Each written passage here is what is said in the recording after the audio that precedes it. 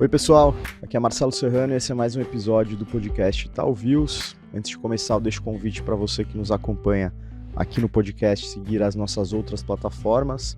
A gente tem feito vários conteúdos complementares no Instagram.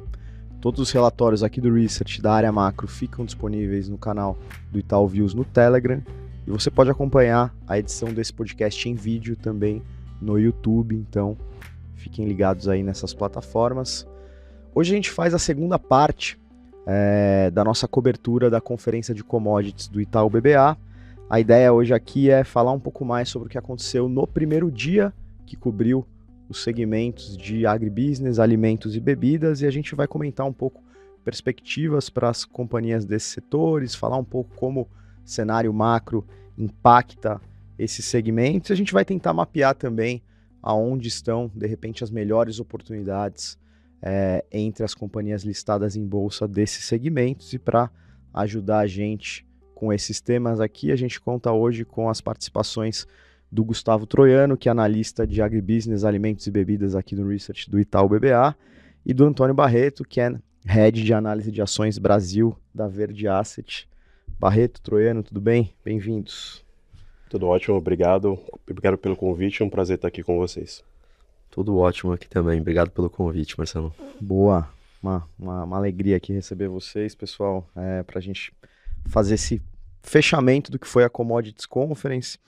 E para começar, Troiano, eu acho que vale a gente entender quais que foram os principais temas discutidos a respeito desses segmentos e também o que pintou como principais dúvidas dos investidores a respeito dessas companhias. Olha, Marcelo, do nosso segmento aqui de agronegócio, vou separar duas principais discussões sobre grãos e sobre açúcar etanol. E tem uma de alimentos, de proteínas, que também está correlacionada com essa primeira de grãos que a gente vai discutir. Então, se for pegar ao todo, esses três macro temas, né, de grãos, proteínas e açúcar etanol, foram as principais discussões da conferência, sem dúvida.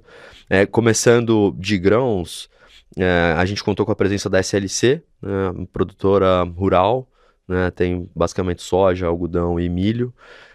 E acho que a mensagem aqui é um pouco mais conservadora para preços de commodities aqui nas próximas safras, né? Então, no limite, né, todas as conversas que a gente teve, tanto com a empresa como com os investidores que atenderam a conferência, foram mais no sentido de que as safras mais robustas que a gente espera para esse ano e para o próximo ano façam com que os preços continuem num patamar mais baixo. Isso naturalmente acaba atrapalhando um pouco a rentabilidade do produtor rural, então no caso, né, de uma SLC. E a contrapartida disso é que, como a empresa é super capitalizada hoje, você ainda tem os benefícios para a SLC, no caso, de continuar com a estratégia deles de expansão de terra e fazendo os arrendamentos que eles já têm feito, né? Acho que essa foi a primeira discussão, que vai levar para a segunda de proteínas, né? No caso de frango, principalmente, foi a principal discussão que a gente teve com os investidores aqui nos corredores da conferência e nos painéis, sobre o benefício que a queda nos preços dos grãos trazem para a rentabilidade do produtor. Então, positivo para a JBS e para uma BRF, que também participaram da nossa conferência. E, por fim, no açúcar e etanol, a grande discussão foi sobre as queimadas. Acho que as queimadas recentes no interior de São Paulo e todos os seus impactos para preço de açúcar, que chegamos na conclusão de que preço de açúcar deve continuar subindo aí, né, nas próximas semanas, pelo menos a expectativa da grande maioria das pessoas que atenderam a conferência. Legal, e fazendo essa primeira rodada com você também, Barreto, você chegou nessa conferência querendo tirar quais dúvidas, assim, quais pontos chamaram mais atenção, e aí não só restrito ao primeiro dia, mas dentro do universo total de commodities aí? Eu diria que quando a gente olha o ambiente global hoje, eu não vou falar muito de macro aqui não, mas vou me ater à segunda parte, que é que tem mais contato com a indústria de alimentos e a parte do agronegócio também. Acho que a gente enxerga dois temas bastante importantes aí, que eu acho que vão fazer boa parte da discussão do setor. Eu acho que foi isso que eu tentei explorar um pouco aqui com as empresas, e eu acho que a gente confirmou mais hipóteses do que qualquer outra coisa. Eu acho que um dos temas é a gente está indo para um ambiente de desaceleração global, né? Então, a gente pode falar um pouco disso daqui a pouco, mas a gente tem uma desaceleração na China e uma desaceleração nos outros países também. Quando você alinha isso a grandes safras, é um pouco do ambiente que o Gustavo mencionou, que a gente tem estoques muito grandes no mundo e preços deprimidos globalmente. Além disso, quando a gente olha para a proteína, isso favorece a proteína mais barata, que é o frango, que também tem um impulsionamento de demanda. Então esse é o contexto global que eu estou vendo hoje. Quando a gente olha no contexto do Brasil, toda vez que a gente fala de Brasil, a frase de volta ao passado, ela sempre é apropriada. E o Brasil parece que a gente está sempre voltando ao passado. Eu acho que esse vai ser um tema muito importante nos próximos 10 anos, e me parece que as reuniões com as empresas confirmam isso também. Qual que eu acho que é esse tema? Eu acho que é o gargalo logístico, que voltou forte, voltou para ficar. Isso implica em descontos muito grandes. Um preço de Chicago de soja e milho que já estão baixos no contexto global, que o Gustavo mencionou e eu ressalto aqui também, de demanda mais fraca, safras grandes, ele é potencializado, ele é exacerbado por um desconto de fretes muito grandes. Eu acho que esse desconto veio para ficar, eu não vejo nada que vá mudar isso nos próximos 10 anos. E eu acho que isso tem implicações para a cadeia inteira do agronegócio. Acho que desde das empresas que fazem, que plantam e colhem, né, como é o caso de um SLC, a gente vai conviver com descontos maiores de frete daqui para frente. Então a gente vai ficar dependendo muito da oferta e demanda e do cenário global de demanda para ver se os preços de Chicago reagem de alguma forma. E do ponto de vista das empresas de proteína, a gente vê um setup muito bom ainda para o frango, né? Então a grande dúvida aqui é quanto tempo esse ciclo melhora. Mas eu acho que tem um contexto estrutural aqui, aí cada empresa tem a sua particularidade, né? A JBS é uma empresa que sempre foi reconhecida operacionalmente muito bem, a BRF que fez um pouco de dever de casa no aspecto micro aqui, mas eu acho que tem um aspecto aqui que é, na minha visão, estrutural, que é o de volta ao passado do Brasil, com frete muito difícil, o grão sobra de graça aqui no Brasil. De graça, obviamente, estou sendo hiperbólico aqui, mas isso dá uma competitividade muito grande para as empresas brasileiras. Foi assim que elas viraram mamutes globais. Eu acho que esse ambiente voltou para ficar nos próximos 10 anos. Acho que esse é o contexto que a gente olha aqui, conversando com as empresas na conferência, com as empresas de proteína, que eu tive a oportunidade de ter algum contato, conversando com as empresas que estiveram aqui, eu tenho a impressão que essa hipótese eu acho que está se confirmando. A gente está vendo exatamente isso. Um contexto muito bom para as empresas de frango, um contexto muito bom de custo para quem faz proteína aqui no Brasil, plataforma de exportação do Brasil muito competitiva, preços de grão deprimidos. Eu acho que esse é o background mais importante para o setor de agro e alimentos, e eu acho que está se confirmando aqui com as reuniões que a gente teve. Legal, acho que vale repassar um pouco esses pontos, esse contexto macro aqui que o Barreto colocou, Gustavo. Em que intensidade esse movimento ajuda o produtor de proteína e prejudica o fazendeiro, o produtor de grãos? Como é que você está vendo essa balança e se reafirma essa projeção? Você agregaria algum outro ponto? Se for pegar o principal componente de custo hoje das empresas de proteína de frango, grãos, né? A composição da ração é basicamente soja e milho. Isso dá um pouco menos da metade do custo, né, dos produtores de frango, então é super relevante. A gente passou por um momento inflacionário de grãos muito grande nos últimos anos, né, desde os conflitos geopolíticos que a gente viu, um pouco de Covid também, a gente veio de patamares muito altos de custo para patamares mais baixos agora. E esse cenário de manutenção de preços deprimidos de grãos é o cenário perfeito para você operar a proteína animal, né, de ave no caso. E suínos também, né? Mas acho que aves é um pouco mais exposto até do que suínos nesse cenário. Então, quando a gente pega esse contexto todo, né, de preços deprimidos de grãos e pega a relevância que eles têm na composição de custo dessas empresas, no limite você tem uma grande variável da equação de rentabilidade, que é o custo. A gente não gosta de falar que está resolvido no mundo de commodities aqui, porque tudo pode mudar muito rápido, mas a gente tem uma visibilidade de que pelo menos para os próximos trimestres a gente fica com um cenário bastante confortável para a variável custo da equação de rentabilidade. A segunda variável é o preço da proteína. E aí quando a gente avalia o que está acontecendo com o cenário de oferta de frango, que no limite é o que vai definir os preços, né, de venda dessas empresas e não só falar do custo, a gente está vendo um cenário de oferta restrita de frango globalmente, né? Então não só o custo ajuda, mas a gente está vendo as empresas do setor com alguma dificuldade para aumentar essa oferta e fazer com que os preços se ajustem e a rentabilidade naturalmente vá convergindo para um patamar mais normalizado, né? Então você teve alguns problemas de genética nos Estados Unidos também que dificultaram um pouco esse aumento de oferta de frango na velocidade que a gente está acostumado a ver nos ciclos passados, então esse ciclo está durando um pouco mais, né? Então eu acho que a grande conclusão aqui, né, para a rentabilidade, quando a gente olha para as duas variáveis, custo, né, e preço, o custo continua favorável e da variável de preço, que uma oferta maior faria com que os preços se ajustassem um pouco mais rápido para baixo, a gente não está vendo, né? Então, fazia muitos anos que a gente não via um cenário tão favorável. Você pega o nível de rentabilidade que essas empresas estão operando hoje, uma BRF, na parte de frango, exportação, a própria JBS, na Pilgrims, que é o business de frango nos Estados Unidos, e na própria Seara aqui no Brasil, são patamares super elevados, né? Acho que dos últimos 10 anos, talvez os maiores patamares aqui que a gente está vendo. Talvez parecido com o último high de ciclo que a gente viu lá em 2014, 15, ou nos picos da febre suína ali em 2019. Perfeito. Barreto, falando um pouco de indicadores macroeconômicos agora, se a gente colocar na balança o atual patamar de câmbio e uma projeção, olhando para a política monetária de aumento de juros por aqui, que pode trazer até uma apreciação do real, como tudo isso impacta as empresas desse universo, que são exportadoras, que devem, por um lado, ser prejudicadas com uma apreciação do real, mas, por outro, alguma dinâmica doméstica melhor, e como que esse cenário, essas projeções macroeconômicas devem impactar os setores?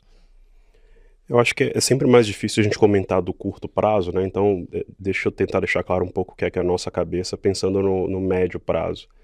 A gente não é muito otimista com a situação fiscal do Brasil, acho que não tem como ser. Então, a gente vê um crescimento da dívida que é bastante grande, dívida bruta PIB, a gente não vê grandes esforços para estancar o crescimento dessa dívida, embora exista muita discussão em torno do orçamento, do arcabouço, a quantidade de coisas que vão ficando fora desse arcabouço do orçamento começam a preocupar a gente, que o que está sendo endereçado é um problema que não resolve a foto, o filme como um todo, que é o crescimento da dívida do Brasil. Então, nesse contexto, a gente é pessimista do ponto de vista fiscal. Eu acho que no curto prazo tem alguns miniciclos, alguns contextos que podem variar um pouco isso. Então, a gente deve ver algum aumento de juros aqui no Brasil, alguma queda de juros nos Estados Unidos. Isso pode dar uma influenciada no câmbio, pode ser que tenha alguma apreciação temporária, mas no contexto maior, a gente acha que é um contexto difícil para o fiscal Brasil e para os ativos brasileiros como um todo, inclusive o câmbio. Então, quando a gente olha isso por impacto para essas empresas, a gente acha que a gente está falando de um setor majoritariamente exportador aqui no Brasil. Então, se a gente tem, na média, um câmbio mais depreciado, isso é bom. Então, esse contexto, eu imagino que ainda seja o nosso cenário base. É um câmbio mais depreciado, esse é 5,50, 5,30, 5,70. Não vou dar um call de câmbio aqui, acho que vai ter muita oscilação, mas é um contexto de um câmbio mais depreciado, que eu acho que ajuda essas empresas.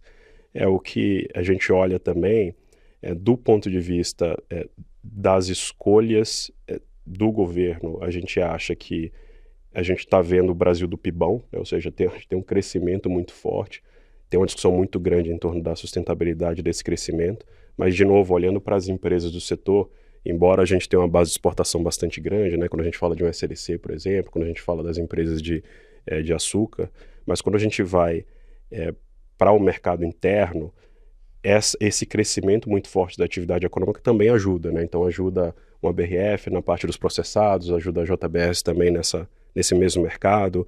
Quando a gente olha o crescimento da demanda de etanol, né? A gente tem tido um crescimento de demanda de combustíveis que voltou a acelerar depois de muito tempo.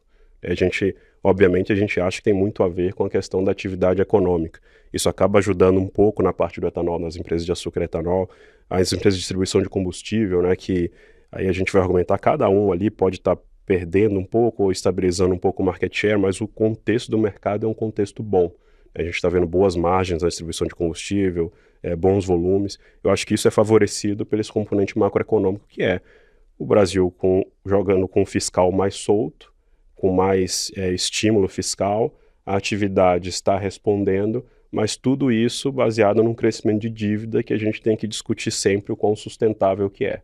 Que na nossa cabeça é um modelo de crescimento que pode ter algum prazo de validade, né? Então essa é a dicotomia que a gente tenta pensar para fazer os investimentos, mas a gente não pode negar que o contexto para o curto prazo está muito bom. Perfeito. O Barreto comentou demanda para etanol. Troiano, acho que dentro dos macro temas que você falou lá no começo, esse a gente ainda não passou, então queria te perguntar como que, enfim, o cenário das queimadas tem impactado esses negócios de açúcar e álcool e qual que é o panorama para o setor. Perfeito, acho que essa era uma discussão que a gente esperava ter um pouco mais de esclarecimento aqui ao longo da conferência, e de fato a gente teve. É um tema que ainda está em aberto, né? O tamanho do impacto das queimadas. Acho que, né, cada dia que a gente vê notícia do setor, a quantidade de hectares impactados muda um pouco, aumenta um pouco, né, dependendo da fonte. E a gente está tentando quantificar um pouco melhor isso, mas acho que a grande conclusão que a gente chega depois de tudo isso é que você tem uma oferta de etanol maximizada por causa das queimadas e uma redução da oferta de açúcar. Isso por conta de um componente mais técnico aqui, de que quando você tem a cana queimada no limite, a capacidade de você cristalizar aquela cana e fazer o açúcar é reduzida. E aí você naturalmente tem que jogar nessa produção mais pro etanol, o que fez com que os preços de etanol caíssem desde as queimadas e os de açúcar subirem, né? Então acho que a gente está vendo a continuidade dessa dinâmica, a gente tá tentando entender um pouco melhor agora o que está acontecendo na ponta, né, com a quantidade de hectares queimados, mas pelo que a gente falou com as companhias, São Martinho, Adecoagro, a própria Raízen também, a gente sai com a impressão de que, né, o Brasil ainda está sentindo os efeitos, né, dessa transição de açúcar para etanol da cana queimada, né? Então, o call que vai ser baseado, né, nessas variáveis todas no limite é um call altista de preço para açúcar e um call um pouco mais baixista de preço para etanol. E isso tudo vai combinar também com uma expectativa que a gente já tinha aqui de uma moagem um pouco mais fraca no final da safra. Então a gente já estava com uma visão um pouco mais otimista para preço de açúcar para o final dessa safra, que no limite foi acentuado por essa dinâmica de queimadas que aconteceram agora, né, no último mês. Perfeito. Antônio, já encaminhando para o final desse bate-papo, queria falar um pouco sobre as teses, sobre as ações que, de alguma forma, ajudam a gente tangibilizar um pouco essas discussões de cenário que a gente teve aqui, quais que, de alguma forma, retratam aí melhor o otimismo de vocês e representam posições aí da Verde. Essa é uma discussão que a gente tem, que a gente discutiu um cenário razoavelmente positivo, né, para a maioria das empresas que estão aqui na conferência, né? Isso se reflete nas conversas que a gente teve. Boas conversas na parte de proteína, boas conversas na parte de açúcar e etanol, embora que eu acho com um pouco mais de dificuldades, boas conversas em distribuição de combustível. Então a gente consegue ver esse contexto. Só que do ponto de vista de investimento, eu acho que, pelo menos como a gente pensa, a gente precisa ser um pouco mais seletivo, porque a gente está vendo um custo de capital muito caro no Brasil, em linha com esse momento que eu mencionei aqui de fiscal mais solto. Então, quando a gente olha os múltiplos dos setores, e eu acho que isso não vale só para os setores de commodities, que a gente olha outros setores também, os múltiplos parecem atrativos. Mas eu acho que desde que essa curva de juros ela caia, né? Hoje a gente tem uma curva de juros muito longa, muito, muito alta. Então isso acaba, no limite, com o juro mais alto, os múltiplos têm que ser mais baixos mesmo. Então a gente consegue ver múltiplos razoáveis, mas na nossa opinião, para o conceito do custo de capital atual, para o nível do custo de capital atual, a gente não acha que são extremamente atraentes. Então a gente está sendo muito seletivo aqui no que é que a gente aplica o dinheiro.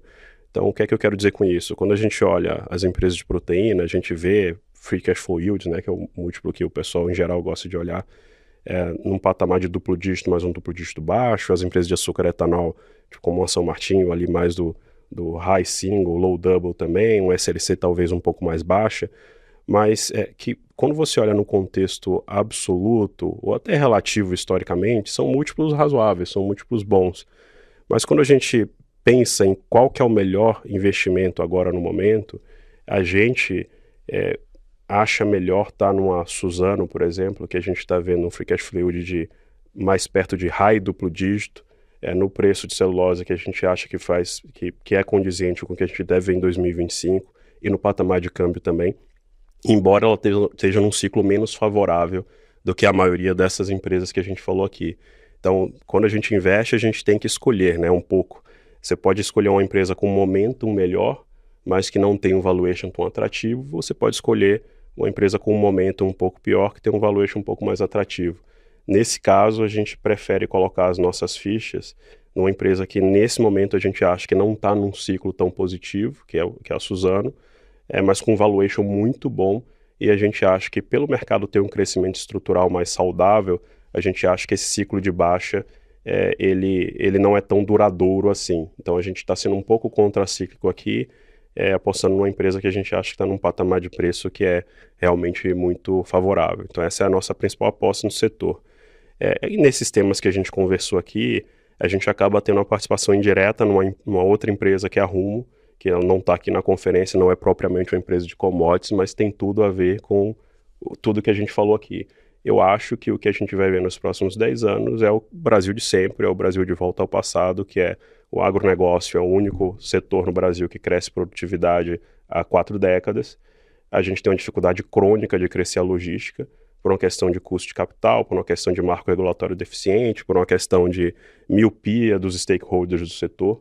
Então eu acho que a logística sair no Brasil é sempre mais difícil, e por essa falta de cuidado, por essa falta de planejamento no histórico, acho que a gente vai ter 10 anos de muita dificuldade para exportar grãos, de novo, como a gente viu na maior parte do tempo, até a pavimentação da BR-63, a criação do Arco Norte. Então esse é um tema que a gente gosta, dos gargalos logísticos, e vai ter oscilação no curto prazo, né? Então, aí as tradings vão reclamar porque a logística está muito cara, então vai ter alguma oscilação no curto prazo, mas é um tema que a gente gosta de estar exposto.